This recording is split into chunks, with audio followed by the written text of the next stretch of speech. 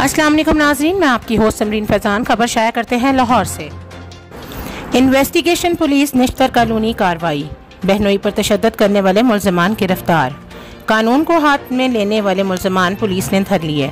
DIG investigation Lahore Shariq Jamal Khan की हदायत पर शहरी पर तशद्दुद करने वाले मुल्ज़मान के खिलाफ फौरी एक्शन। अपने बहनोई जावेद को तशद्दुद करके मुँह काला करने और सर मूंडने वाले मुल्ज़मान साले सास समेत गिरफ्तार। गिरफ्तार मुल्ज़मान में नदीम, असलम और सास समेत 5 मुल्ज़मान शामिल। मुल्ज़मान को बहनोई जावेद पर इनकी बहन से पसंद की शादी करने पर रंज था। शहरी जावेद शादी के बाद कराची से लाहौर आकर रहाइश पजीर हो गया था। इंचार्ज इन्वेस्टिगेशन निश्तर कॉलोनी हाफिज तसद्दुक हुसैन ने अपनी टीम के हमरा मुल्ज़मान को गिरफ्तार किया। जराइम पेशा अनासिर के खिलाफ कार्रवाइयाँ जारी रहेंगी। DIG investigation Shariq Jamal Khan. DIG investigation Lahore की तरफ से मुल्ज़मान की फौरी गिरफ्तारी पर पुलिस टीम को शाबाश। शुक्रिया।